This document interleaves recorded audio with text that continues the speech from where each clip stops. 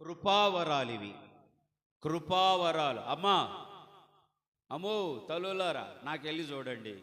Bible పండితులు మాది ఏం చూస్తున్నారు, అటు ఇటు అటు ఇటుగా. కొరింథీ పత్రిక కొత్త నిబంధనలు ఉంటుంది, పాత నిబంధనలో చూస్తున్నారు. కొంతమంది ఏమో ఇండెక్స్ లేకపోయి చూస్తున్నారు. ఇది ఆడుంది అసలు కొరింథీ పత్రిక, ఈరోజు ఎట్టయినా పట్టుకోవాలి దీన్ని అని.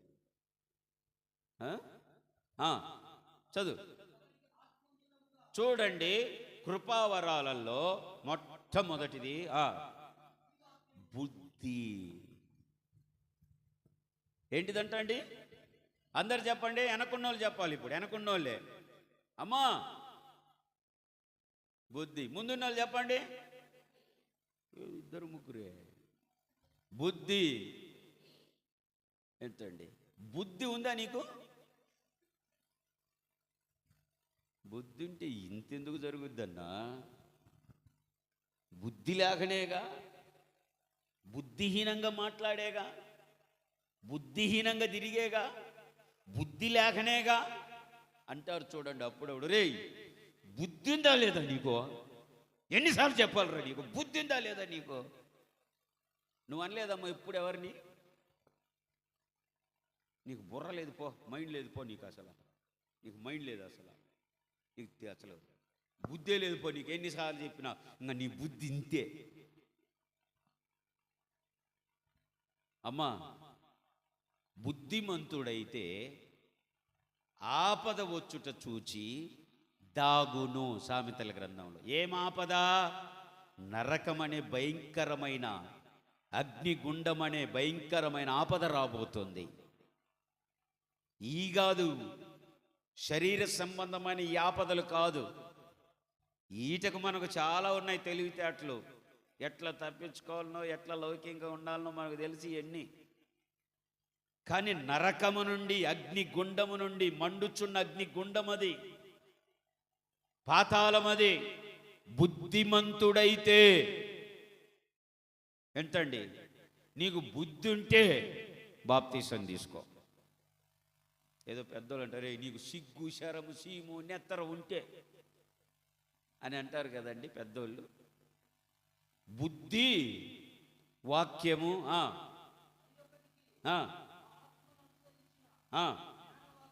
జ్ఞానవాక్యము, జ్ఞానం ఏంటండి? బుద్ధి జ్ఞానము. చదువు. విశ్వాసము. ఇవన్నీ ఎవరిచ్చేటి? యేసు ప్రభు ఆత్మ ద్వారా ఇచ్చే కృపావరాలు ఇవి. దేవునికి స్తోత్రం. ఇవి కృపావరాలు, పరిశుద్ధాత్ముని ద్వారా పొందుకొండే కృపావరాలు. సేవకుల ద్వారా పొందుకొండే వరాలు కాదివి, మనుషుల ద్వారా పొందుకొండే వరాలు కాదివి. పరిశుద్ధాత్ముడే నీకు ఈ వరాలు ఇస్తున్నాడు. ఇవి నీకు భూమి మీద అవసరము. వీటి ద్వారా ప్రభువును మహిమపరచటానికి అవసరము. వీటి ద్వారా నీ జీవితాన్ని కట్టుకోవటానికి ఇవి అవసరము. అక్కడ అన్ని తర్వాత చదువుకోనండి. 9 రకాలైన కృపావరాలు ఎందుకు అంటే నీ ప్రయోజనము కొరకు అని రాయబడింది. స్తోత్రం.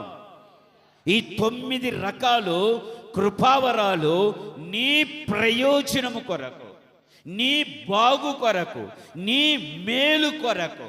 ఇవి లేకపోతే నువ్వు విశ్వాసిగా నిలబడలేవు.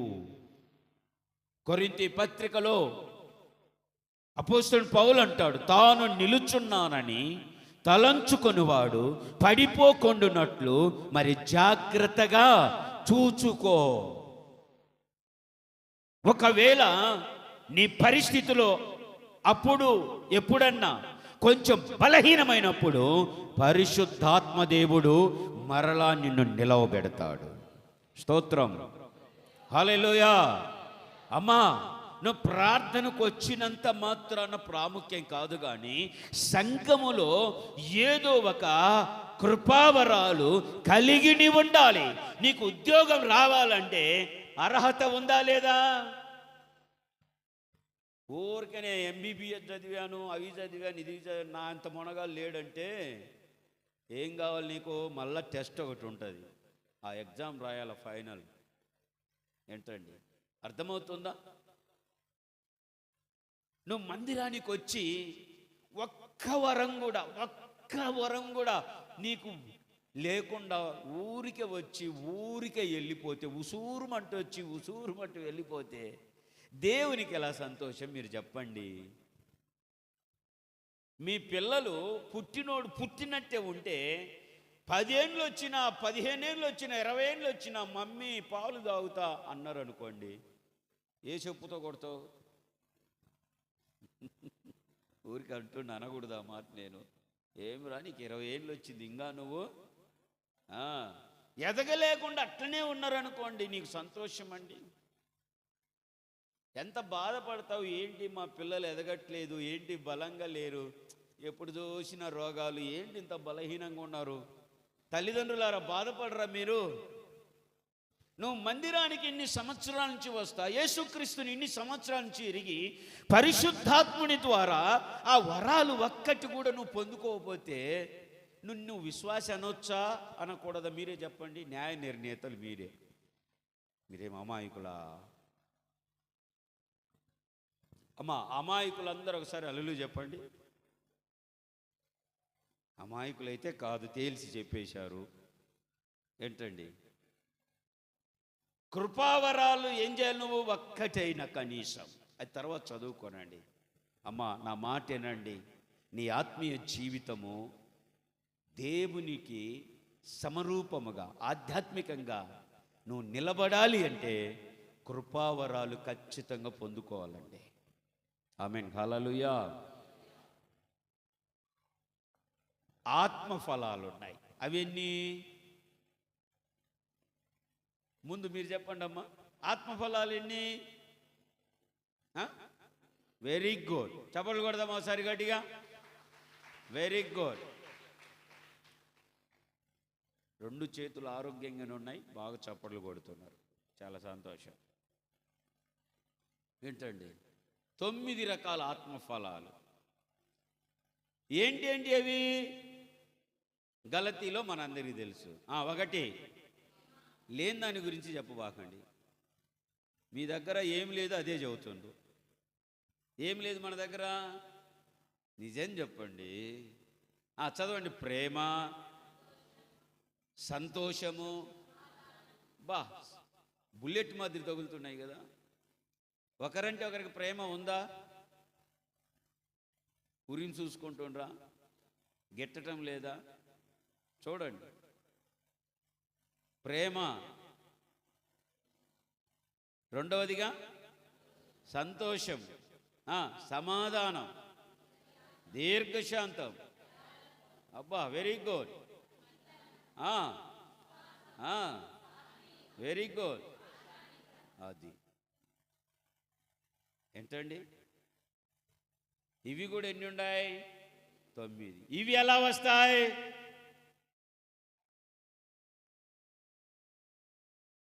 వస్తాయి? ఆత్మఫలాలు, ఆత్మ అనుగ్రహించే కృపావరాలు చూశాం. ఈ ఫలాలు ఎలా వస్తాయి తెలుసా? నీ వ్యక్తిగత ప్రవర్తనను బట్టి వచ్చే ఫలాలు ఇవి. దేవునికి స్తోత్రం. నువ్వు చెప్పగలగాలి, నా దగ్గర ప్రేమ అనే ఫలం ఉంది. ఆమేన్. ప్రేమ ఏం చేస్తుంది? క్షమిస్తుంది. ఆమేన్. భరిస్తుంది. ప్రేమ ఏం చేస్తుంది? క్షమాపణ కోరినప్పుడు క్షమిస్తుంది. ఏంటండి, అన్యాయంగా ప్రవర్తించదు, అసభ్యంగా ఉండదు. మీరు ఆ కొరింథీయులకు రాసిన 1 పత్రిక 13వ అధ్యాయంలో చూస్తే ఆ విషయాలన్నీ కనిపిస్తాయి. ప్రేమలో ఉండేటటువంటి గుణలక్షణాలు ఏంటండి. ప్రేమ, ఈ 9 రకాలైన ఆత్మఫలాలు నీ వ్యక్తిగతంగా నీ ఆత్మీయ జీవితం మీద ఆధారపడి ఉన్నాయి. నిన్ను రక్షించిన యేసయ్య ఆయన ఏమి ఆశిస్తున్నాడు మన దగ్గర నుంచి అంటే, వెండి బంగారములు ఆయన కోరుకోవటం లేదు, కానీ ఆయన నీ దగ్గర నుండి ఆశిస్తుంది, ఎదురు చూస్తుంది కృపావరాలు, ఆత్మఫలాలు.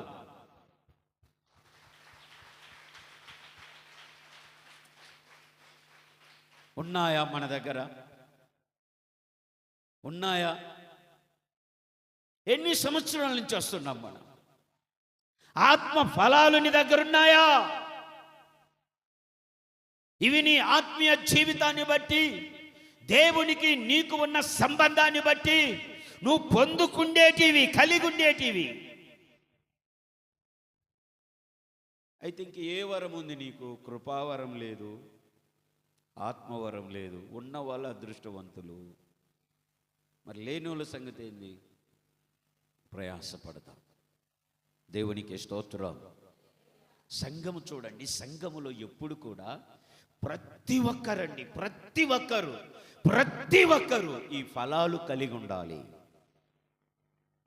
దాని కొరకు ఎదురు చూస్తుండు రైతు. మీకు పొలం పనులు అందరికీ తెలుసండి? పొలం పనులు తెలుసండి మీకు?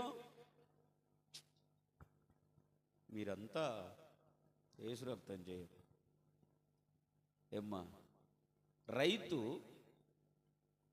పంట వేసాడంటే ప్రతి విత్తనం మొలవాలని ఉంటుందా ఉండదా ఆయనకు? చెప్పండి అమ్మా. రైతు ఒక పొలము, ఒక పంట వేసినప్పుడు మిరప కానీ పత్తి కానీ ప్రతి చెట్టు కూడా ఫలించాలనుకుంటాడా? అనుకోడా? అది న్యాయమా? మిమ్మల్ని అడుగుతా అమ్మా, న్యాయమేనది? నిజం చెప్పండి. ప్రతి మొక్క ఫలించాలని ఇష్టపడతాడా? ఇష్టపడడా? ఇప్పుడు మీరు చెప్పండి, మీరు చేసేది న్యాయమా అన్యాయమా? ఫలించలేదంటే చెప్పండి, న్యాయమా అన్యాయమా? ప్రకటన గ్రంథంలో ఏముందో తెలుసా? అన్యాయస్తులు పరలోక రాజ్యంలోనికి. ఇప్పుడు నువ్వు ఎందుకు వస్తున్నట్టు వీడికి? రైతు ఏం చేస్తాడు? ప్రతి మొక్క కూడా ఒక్కోసారి మనందరికీ తెలుసు, అది పెరుగుతూ ఉంటుంది. అప్పుడప్పుడు చీడబట్టుద్ది, తెగులు వస్తుంది. నీ గురించే చెబుతుంది, నీ తెగులు గురించే. తెగులు పట్టుద్ది. రైతు ఏం చేస్తాడన్నా? తెగులు పట్టిన పొలాన్ని రైతు ఏం చేస్తాడు? దానికి ఏం చేస్తాడు? చక్కగా దాని విరుగుడుకు సంబంధించి ఘాటైన మందు కొట్టేస్తాడు దానికి. అప్పుడు అదేం చేస్తుంది? ఆ పురుగు చీడ మొత్తము పోయి మొక్క బాగొట్టుంది. అప్పుడప్పుడు సేవకుడు ఏం చేయాలి? చెట్టును రైతు ఏం చేస్తాడు? అప్పుడప్పుడు సేవకుడు కూడా వాక్యానుసారంగా, వాక్యాన్ని బట్టి సంఘమును కూడా ఏం చేస్తున్నాడు దేవుడు? ఎఫెసీయులకు రాసిన పత్రిక 5వ అధ్యాయం 27వ వచనం ప్రకారం వాక్యము చేత ఉతికి పులిమి ఏం చేస్తున్నాడు? ఎందుకంట? మహిమగల సంఘముగా. భలే తమ్ముడు, ఆ పాట భలే గుర్తు చేశావు. నాకు భలే ధైర్యము, భలే కళ్ళం బట్టి నీళ్లు పడ్డాయి. మంచి స్వరంతో పాడు. మహిమగల పరిచర్య పొందినందున అధైర్యపడడం.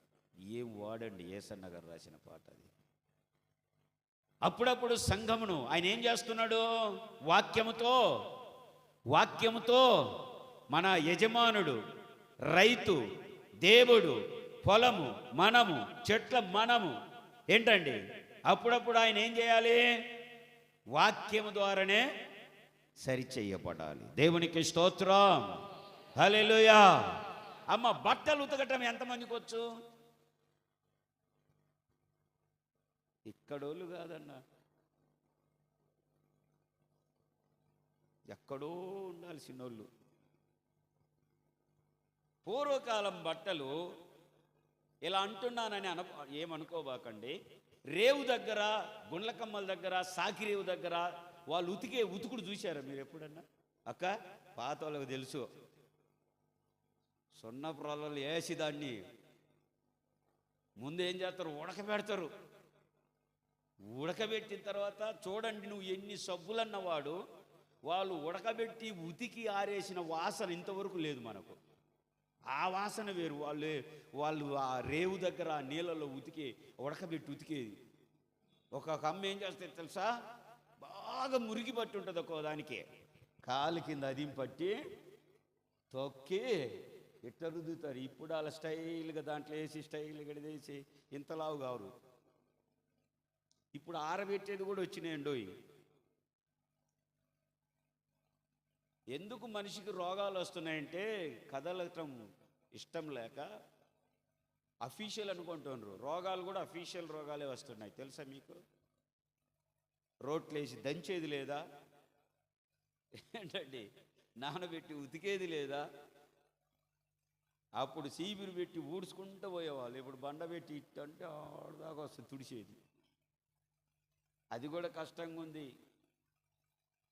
ఏది ఏమైనా ఒక రైతు ఏం చేస్తాడండి, పొలం కోసము బాగా పంట రావటానికి దానికి సంబంధించిన శాఖరి అంతా చేస్తాడు, కావలసిన ఎరువేస్తాడు, దాని బలము చేకూరుస్తాడు. ఏంటండి, సంఘములో ఒక విశ్వాసిగా నీవు బలము పొందుకోవాలి. దేవునికి స్తోత్రం. వాక్యము ద్వారా మాత్రమే సరిచేయబడాలి. వాక్యం ద్వారా మాత్రమే నువ్వు శుద్ధి చేసుకోగలవు. వాక్యము నిన్ను శుద్ధి చేస్తుంది, వాక్యము నిన్ను క్షమిస్తుంది, వాక్యము నీకు సహాయం చేస్తుంది. నువ్వు ఫలాలు ఫలించాలని, మహిమగల సంఘముగా ఎదుట నిలవబడాలని, పరిశుద్ధులుగా నిర్దోషులుగా నీవు ఉండాలని, ఒక పాపిగాను, ఒక దుర్మార్గుడిగాను, పనికిమాలిన వ్యక్తిగాను ఇంకాను సంఘములో వచ్చి వెళతా ఉంటే ఏం ప్రయోజనం చెప్పండి? నీకు ఆలోచన రాదా? ఒక్కసారి కాకపోయినా ఒక్కసారి, నేనెందుకు ప్రార్థన చేయలేకపోతున్నా, నేనెందుకు భాషలు మాట్లాడలేకపోతున్నా, నేనెందుకు ప్రవచనాలు చెప్పలేకపోతున్నా, నేనెందుకు పరిచర్యలు చేయలేకపోతున్నా, నేను ఎందుకు ఇలా అయిపోయానని అమ్మా ఒక్కసారన్నా రావటంలే? రాదు, అది కొంతమందికే వస్తుంది. ఒక్కసారి ఆలోచన చేసి చూడమ్మా. నువ్వు ఆశపడతావు కదా, ఎందుకు ఎంత చెప్పినా కానీ వీడు ఒక్కసారి కాకపోయినా ఒకసారి నీ పిల్ల ఏంది ఆలోచన చేయట్లేదే, వినట్లేదు, ఇది ఒక్కసారే నేను వచ్చుగా అని అంటాముగా మనం. మరి ఒక్కసారే నీకు ఆలోచన రావట్లేదా? ఒకప్పుడు ఎంత బాగా ప్రార్థన చేసేదానివి, గంటల తరబడి ఉపవాస ప్రార్థన, కన్నీటి ప్రార్థన, ఎంత ఓపికతో ఉండేదానివి, ఎంత బాగా ప్రార్థన చేసేవాడివి, ఎంత బాగా ఆరాధన చేసేవాడివి, ఎంత బాగా పరిచర్య చేసేదానివి. ఏమైంది ఆ కమిట్మెంట్? ఏమైంది ఇప్పుడు ఆ ఒప్పుకోవడం? ఏమైంది ఇప్పుడు? ఏమైనా ఆ ఫలాలు ఏయమ్మా, ఫలాలు ఏవి, ఆ వరాలు ఏవి, కృపా వరాలేవి, పరిశుద్ధాత్మ వరాలేవి? ఏంటి ప్రయోజనం? వచ్చి వెళతామంటే నా మాట విని వాటి కోసం ప్రయాసపడండి. దేవుడు నిన్ను ఇవే చూస్తాడు, జాగ్రత్త. దేవుడు రేపు ఇవే చూస్తాడు నిన్ను. అర్థమవుతుందండి మీకు? సామెతల గ్రంథంలో ఒక మాట ఉంది, ప్రియా దేవుని బిడ్డలారా. సామెతల గ్రంథంలో పరమగీతం 7:13 సంఘము ఒక మాట అని చూడు. షోళమ్మితో ఒక మాట అంటుంది చూడండి. 7:13 నేను ముగించబోతున్నా.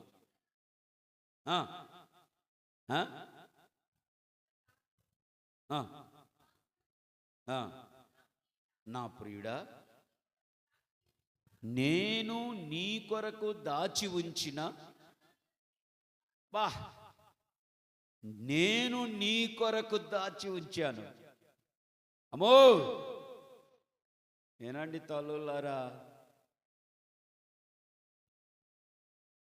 నేను నీ కొరకు, నా ప్రియుడా నీ కొరకు మంచి దాచి ఉంచానమ్మే, ఆడగలుగుతాం ఏంటండి? సంఘం అంటుంది క్రీస్తుతో, నేను నీ కొరకు దాచి ఉంచిన నానా విధములైన శ్రేష్ఠ ఫలాలు, పచ్చివి పండువి, నా ద్వారపు బంధముల మీద నీ కోసమే. స్తోత్రం చెప్పండి. ప్రియుడా, నా ప్రియుడా, శ్రేష్టమైన ఫలాలు ఉన్నాయి ఇప్పుడు నాలో. ఒకప్పుడు వేరు, ఒకప్పుడు పనికి మాలిన ఫలాలు నాలో, పనికి మాలిన చేష్టాలు, మునుపు చీకటి. ఇప్పుడు ఎలా ఉన్నానో తెలుసా? శ్రేష్టమైన ఫలాలతో నీ కొరకు నేను ఎదురు చూస్తున్నా. నువ్వు రా, ఈ ఫలాలు నీకే. స్తోత్రం, హల్లెలూయా. శ్రేష్టమైన ఫలాలు అవే కృపావరాలు, ఆత్మఫలాలు. స్తోత్రం చెబుదామా? హల్లెలూయా. నువ్వు చెప్పగలవా? నీ కోసము నేను ఫలాలు దాచి ఉంచానని మనం చెప్పగలమా? దేవుని దగ్గర సంఘం అంటుంది, ఎప్పుడు నీ పనులే చూసుకోవటం కాదండి. ఏంటండి, ఫిలిప్పీ 2:21 చెప్పినట్లు అందరూ తన సొంత కార్యములే చూచుకొనుచున్నారు, దేవుని కార్యములను చూడటం లేదంట. అమ్మా, ఆధ్యాత్మికంగా ఆధ్యాత్మికంగా ఆధ్యాత్మికంగా ఫలాలు ఫలించు తల్లి. శ్రేష్టమైన ఫలాలు ఉన్నాయి. యోహాను సువార్త 15 చెప్పినట్లుగా మీరు బహుగా ఫలించాలి. మీరు బహుగా ఫలించుట వలన నా తండ్రి సంతోషపడతాడు, ఆనందిస్తాడు. నా ప్రియ దేవుని సంగమా, దేవుని మందిరానికి రావటం గొప్ప విషయం కాదు, కానీ వచ్చిన నీవు కృపావరాలు, ఆత్మఫలాలు నువ్వు పరిశీలించుకోవాలా, ఫలిస్తున్నానా లేదా. హల్లెలూయా, హల్లెలూయా. చెప్పవలసింది చాలా ఉన్నాయి ప్రియా దేవుని బిడ్డలారా. నా మాటిని బాప్తీసం తీసుకోనండి, కృపావరాలు పొందుకొనండి, ఆత్మఫలాలు పొందుకొనండి. ఇవే రేపు నిన్ను పరలోకానికి తీసుకొని వెళ్ళేది. ఏ సేవకుడు నిన్ను తీసుకొని వెళ్ళలేడు. దేవునికి స్తోత్రం, హల్లెలూయా. ఫలాలు ఫలించాలి. దయచేసి అందరం లేచి నిలబడదాం. ఒక నిమిషం అందరం లేచి నిలబడదామా? థ్యాంక్ యూ ఫాదర్, హల్లెలూయా. అందరం దయచేసి లేచి నిలవబడదామా? ఈ మధ్యాహ్న కాల సమయంలో